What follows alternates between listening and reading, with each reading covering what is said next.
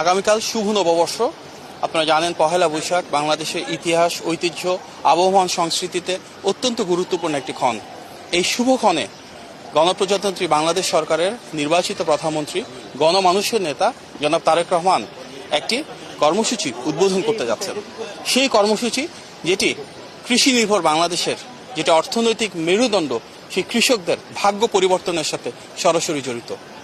আমরা যারা রয়েছে আমাদের প্রায় প্রত্যেকেরই কিন্তু পূর্বসূরি যারা ছিলেন ওনারা হয়তো কৃষিকাজের সাথে সম্পৃক্ত ছিলেন।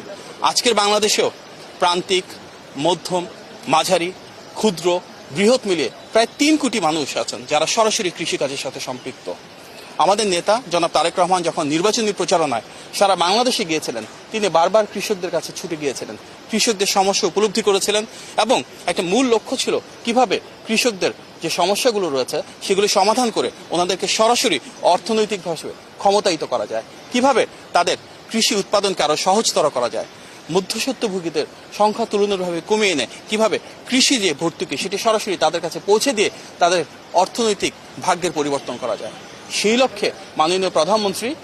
আমাদের নির্বাচনী পথযাত্রায় ঘোষণা করেছিলেন যে ইনশাআল্লাহ বিএনপি রাষ্ট্র পরিচালনা আসলে সব কৃষকদের জন্য পর্যায়ক্রমে কৃষক কার্ড সেটি আস্তে আস্তে বাংলাদেশে পর্যায়ক্রমে উন্মোচন করা হবে এবং কৃষক কার্ড সেই প্রকল্পের অধীনে আগামীকাল টাঙ্গাইলে নববর্ষের প্রথম ক্ষণে সেটি বাস্তবায়ন করা হবে এবং প্রাথমিকভাবে আমাদের 20,000-এর বেশি কৃষককে 10টি ডিস্ট্রিক্টে বা জেলায় 11টি উপজেলায় প্রণয়ন করা হবে। শুধুমাত্র টাঙ্গাইলে কালকে মাননীয় প্রধানমন্ত্রী নিজ হাতে 15 জনকে প্রণয়ন করবেন কৃষক কৃষানে এবং সেই কৃষক কার্ড টাঙ্গাইলে 1500-এর বেশি কৃষক কৃষানের হাতে তুলে দেওয়া হবে। আমাদের মূল উদ্দেশ্য কৃষক কার্ডের মাধ্যমে শুধু কৃষক বা কৃষানি না, যারা মৎস্যজীবী রয়েছেন, প্রাণী সম্পদের সাথে সম্পৃক্ত রয়েছেন, খামারি রয়েছেন, ওনাদেরকেও এই সুযোগের ভেতর আনা হবে এবং প্রতিটি কৃষক কার্ডের অধীনে 2,500 টাকা করে ওনারা পাবেন রাষ্ট্রের কাছ থেকে, যেন ওনারা কৃষিকাজটা সহজভাবে করতে পারেন। শুধু যে অর্থনৈতিক সহযোগিতা পাবেন তাই না, কৃষিকাজের সাথে সম্পৃক্ত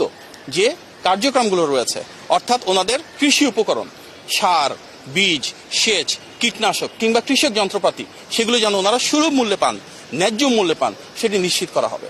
এর সাথে সরাসরি সম্পৃক্ত রয়েছে ব্যাংকিং সুবিধা, যেন স্বল্প সুদে ঋণের ব্যবস্থা হয়, রয়েছে কৃষি বীমা যার মাধ্যমে ওনারা ফসল উৎপাদিত যদি হয় সেটি নষ্ট হলে যেন কৃষি বীমার অধীনে সুযোগ সুবিধা পান এবং কৃষকদের জন্য প্রয়োজনীয় যে প্রশিক্ষণ রয়েছে, কৃষকদের সাথে সরকারের যোগাযোগের যে মাধ্যম সেটিকে আরো কিভাবে শানিত করা যায় সেগুলো আমরা এর মাধ্যমে নিশ্চিত করতে চাই। বাংলাদেশে যেটা এর আগে হয়নি, আমাদের মাননীয় প্রধানমন্ত্রী এই কৃষক কার্ডের মাধ্যমে মডার্ন টেকনোলজি ব্যবহার করে আবহাওয়ার সাথে কৃষি উৎপাদনকে সম্পৃক্ত করতে চাচ্ছেন